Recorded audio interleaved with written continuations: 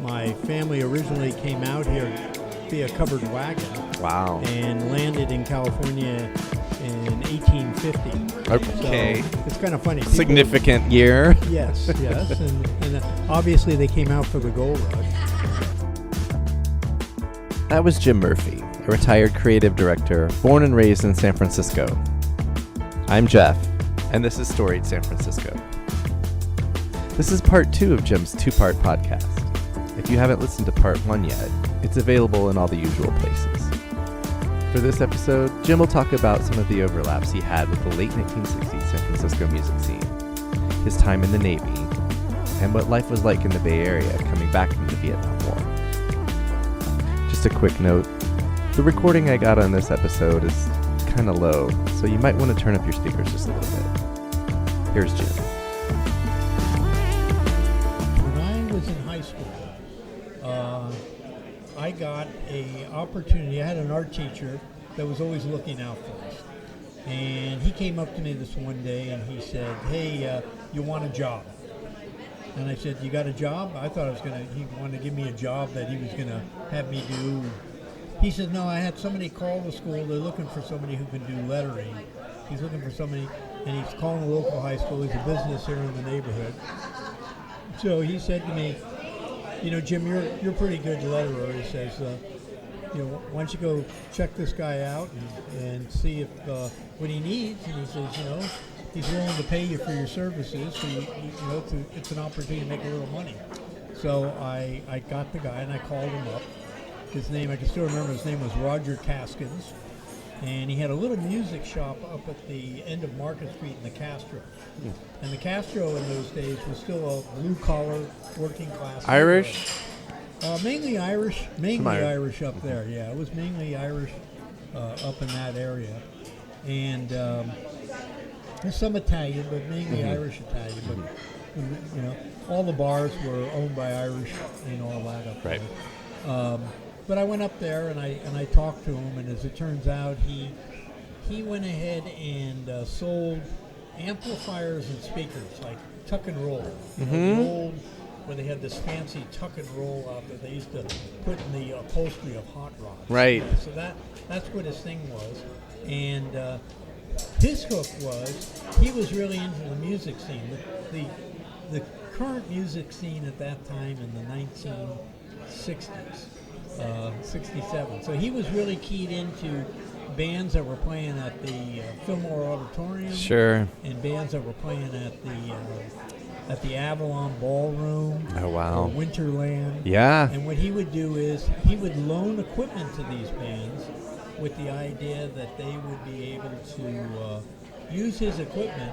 And what he wanted on the equipment was a little sign that said, you know, amplifier or speaker, compliments of Caskin's Music Company with his address. Because he knew there were a lot of people attending those things that had bands. A lot of musicians were starting to, He was looking at it as a promotional vehicle for him. I'm sure it worked. Well, it did work, but in order to get the bands to use the equipment, he would invite the bands to come over to his little music shop and test out the equipment. Wow. So the key for me, it was a great exposure for me. And at this time, these people were only known within San Francisco. We're going to get to some names here in a minute. Yeah. Okay. So, you know, we get the Grateful Dead in there. You get nice. Big Brother and the Holding Company. You get a lot of different musical venues that would come in and test the equipment out. Oh, people from the venues would come. Yeah, and not just bands. Then they'd say, hey, yeah, great, we love the equipment. And he'd say, great, I'll have it moved over to the Fillmore Auditorium or wherever they were with playing. The name on it. With the name on the Very speaker. important, That's all he cared about. Yeah. So it was great. So every day I would go in there, I'd make these signs, and he always wanted the signs to be very unique and kind of fit the psychedelic nature of design at that time. Yeah. So we kind of emulate on that. And I should point out, done by hand. All done by hand. All done by hand, which I appreciate. And so it was fun for me because as a high school kid, I was a senior in high school at the time, feeling very creative. I thought this guy, anything I did, he loved. Yeah. He thought it was great stuff, you know. And so I did that. But again, these people were all very accessible. not like it is in today's music world. Right. They were all very, very accessible. And again, most of these musicians and stuff, a lot of them lived right there in the neighborhood. In the Castro Noe Valley? Janis Mission. Joplin, for instance, lived The at Haight. 22nd and Noe. Oh, okay. She lived right there, you know. Wow. When I was in high school, I went to Mission High School, and one of my classmates was Carlos Santana. Sure. And so he's been very good about giving back to the high school, I know, Nice. in terms of, because he's been quite successful. But yeah, a lot of this. In fact, when Carlos went to Mission, he was a backup band. Bill Graham kind of took a liking to him and his band. They had a real different sound. But basically, he was the backup guys. They weren't headliners in those Right. days. They did the backup stuff. But he still had this great opportunity, and his big breakthrough came with his knowing Bill Graham. So Right. that really helped propel his career. But they have a great sound. I mean, they made their mark in the music world. Yes. Yeah, so it was a great experience for me. After getting out of high school, I kind of continued to do art school for a while, and then lost my deferment because I quit. You quit school. I quit school, and the reason I quit was because when I was a senior in high school, just before graduation, I walked across Church Street, and believe it or not, I got hit by a streetcar, Oh, goodness. and it put me in the hospital for 2 weeks. Yikes. And I remember the doctor said to me that, gee, I got good news and bad news. And I said, well, what's the bad news? And he said, bad news is we're going to have to operate on your leg because you've crushed the muscles in your leg. That's where the streetcar hit me. But I was thankful to be alive. Yeah. And then I said, well, what's the good news? He goes, with an injury like this, you'll never be accepted in the draft. So he gave me a letter. So as far as I was concerned, that letter was as good as gold. Right. When I got my first draft notice, I went over to Oakland. And oddly enough, that's the first time I'd ever been in Oakland. I was born and raised in San Francisco. At age 18 18 years 19. old. Yeah. Wow. Never been to Oakland. Never crossed the Bay Bridge. Right. Your I family had one car, Yeah, and we never went anywhere. and there was no BART. And so we basically did everything in San Francisco. Yeah. So, I had Were you curious growing up? I could see it. Yeah. We had an uncle who was kind of estranged to the family, and I know he lived in Oakland. But anytime I saw him, he always said, come to our house. Sure. We had never gone over to his. Right. Anyway, so you took your doctor's note over to To the draft. Take my first draft office. physical. Took the whole physical. I wasn't really too concerned because I had this letter. They had different stations that you would go through, for your eyes checked, and you listen to your heart, and all those doctors about each station. And I remember the last station was Station 11, and that's if you had any documentation that you felt would keep you from serving as a member of the armed forces. Right. So I had my letter, so I went over there. I figured this is a slam dunk. I just give it to him. He looked at the letter. I remember, he looked at the letter, and then he put the letter down. He broke out a stamp, and he stamped my form, and it said, acceptable for military service. And I said, but the letter. And Yeah. he said, I can read. This isn't going to keep you out of the service. So then it was sort of like a scramble. Yeah. Now all of a sudden it was like I got a deadline I got to meet, and which was one of the reasons I ended up joining the Navy. My whole goal was that if I got to go in the service, my first goal was I need to take advantage of the GI Bill. Right. My family was not in a position to help get me through college. Right. So I needed to find my own means to be able to financially meet the needs of college. Absolutely. And my second goal was, if I got to go in the service, I got to get into a branch that's not going to put me in harm's way. Right. Yeah. Try not to die. Try not to. Yeah. Yeah. And so, at the time, I looked at the lesser of two evils, and ended up joining the Navy. The drawback with that is if you got drafted, you were committed for 2 years. If you joined the Navy, you were committed for 4 years. So I decided to bite the bullet and do the 4 years, and knowing I was going to get the GI Bill. And in my mind, I said I'll never have to go to Vietnam. Right. And as it turns out, I did get the GI Bill, so I was correct on that. I was very incorrect on the second notion that I would going never to have Vietnam. To go to Vietnam. So Okay. I did end up going to Vietnam, and thank God I came home and I was fine. But those years were very different because what also happened in those years is there was resentment on both sides amongst the people in the neighborhood and the people that I had known, because some of them had to go in the service, some of them didn't. So there was a certain amount of where they didn't particularly, they blamed each other. In other words, the guys that went in, oh, it's good you went in, but you weren't given any kudos for going in to the service. Right. But the guys that went in kind of felt a little resentment for the guys who didn't have to go in. So it sure. created some divisions within those friendships and stuff. Was there yet a sense of sort of pro-war, anti-war? Oh, yeah. Or was that not until you came back? No, I saw that more when I came back. I mean, I'll tell you an interesting story when I was in... You can have some wine also. Okay. Please feel free. I'll need that before this next story. For the literally a war story. It was very different because now all of a sudden the culture I left 4 years before was a little more conservative. It was still loose because my last year of high school was the summer of love. Okay. So 67. I remember that. It was great, and I can talk a little about that because I got some great memories and stories about that. But the culture had changed and it became more liberal and more driven by protest and things like that. For example, at the art school, on more than one occasions, the Black Panthers came in to talk to the student body. So we had a lot of people that were shaking society up, or making statements Activism. about activism, everything that occurred there. Yeah, so when I was in the service, and when I got out of the service, separated out of the service, I went into, I attended art school. Okay. So I attended, the school at the time was called the California College of Arts and Crafts. And I attended art school. Which it still was when I moved here. I think CCAC, yeah. And then I can't remember what around, maybe 2002 or 3 is when they took they dropped the crafts. They dropped the crafts, yeah. I guess it wasn't the thing they wanted to, because people kind of interpreted crafts differently, Yes. I think, and they wanted to be taken a little more seriously, yes. I think, yeah. But it's an old institution. It's been around since the 1880s, so.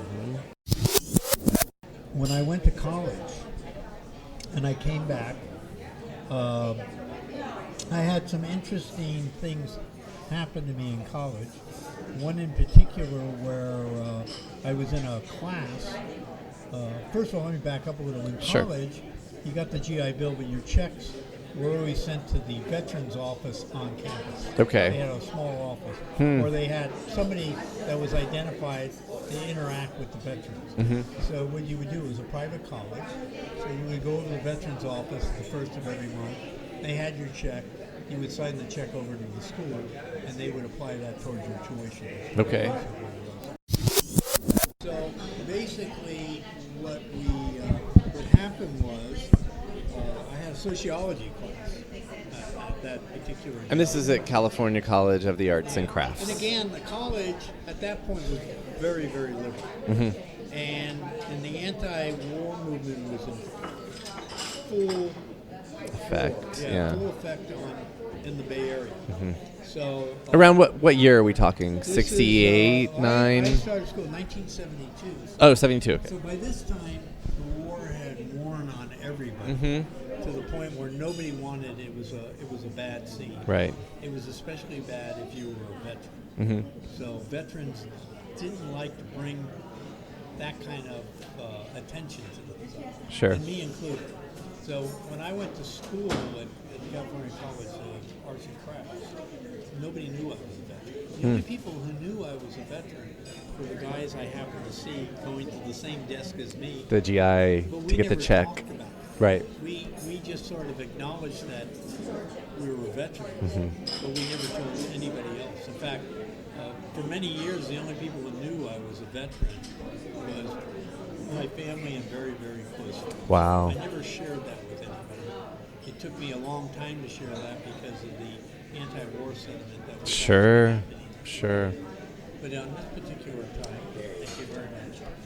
On this particular day, the instructor for the sociology class I was in decided he was going to have an open discussion about the war. Oh, wow. And in those days in colleges, they don't do this now because smoking is very anti. But in those days, there wasn't any, people would just pull their desk up wherever they wanted to sit in the classroom. Right. You could smoke. I mean, everybody's smoking in the class. Everybody's getting this relaxed, open discussion about the Vietnam War, which really kind of turned very anti-Vietnam. And to the point where it eventually, I knew where it was leading to. It was going to lead to the military and the veterans. And, I heard all the innuendos about baby killers and things like that. Sure. It was for me as a veteran, it was a very terrifying experience. I started to say, God, I hope nobody points me out. They don't identify you, right? I don't want, because the instructor was whipping the class into a frenzy of himself. He was very anti-war. The war. Anti-Vietnam. The class ended, but there were two other veterans in the class at the time. That you knew of, or everyone knew, or no? I only knew them because the line. I had seen these guys over at the Veterans Office. Right. I knew they were veterans. They also knew I was veterans. We all had the same impression. That's the weird one. We immediately had this impression like we were going to be in harm's way. Right. And I remember after the class, the two guys were talking, and I walked up to them, and one of the guys looked at me and said, "What the hell just happened?" I remember him telling me. Wow. And we kind of looked like we don't know because this thing just kind of took off like a rocket. Right. The three of us decided to have coffee together. Okay. And just kind of talk over what had happened. And oddly enough, that was a very special moment because I never talked to those guys ever again. The thing is, we needed to get it off our chest. Sure. We needed to kind of digress a little and kind of ask commiserate ourselves, maybe well, isn't the right word, but it was just relate on. Yeah, the thing that was weird about it was we were kind of mixed emotions at that point in our lives. Because my take from the war is before I went in, going into the draft center, I had people handing me leaflets and things like that. I wanted no part of this. I mean, I thought, gosh, if I don't go through with this, I'm going to be an embarrassment to my family. I would never embarrass my family, and so therefore, it was my duty to be the chosen one. The way, my father had been the chosen one in his family, the guy who's going to have to go off and fight this war. Right. And so my whole demeanor was a little more conservative. Right. Although I wouldn't say I was a hardcore right-wing person. When I came back from the war, my whole demeanor was just the opposite. Yeah. So in my mind, I was as liberal as those kids in that class. The one difference is they didn't go to Vietnam. They didn't, right. I did. And they didn't know and you I went. thought, I have a better take on what's really going on over You've there. actually seen it up You close. did, and my take equated to the people I served. Right. So I almost felt like when I came back, when people would badger me, I felt it was my duty to say something on a positive note, out of respect for the guys that I knew I was over there with that had fought in this war. Right. And so, yeah, it was a very turbulent time in the area. Yeah. And it still wears on me today in terms of those years. Yeah. That's it for part 2. Please follow Storied SF on Twitter and Instagram at Storied SF. Facebook is Storied San Francisco. On the website, I've got some photos of Jim Murphy in the Navy, as well as when he graduated from CCAC. The web address is storiedsf.com. If you'd like to drop us an email, it's storiedsf@gmail.com. Jim is a member of the Chance to Excel Foundation, a nonprofit that supports kids with learning differences in the arts and sports. Joe Bigale did the music for the podcast. Don't forget to go see Michelle Kilfeather's photo show at Emperor Norton's Boozland in the Tenderloin. Thanks for listening. We'll see you next week for some stories about doing street art in San Francisco.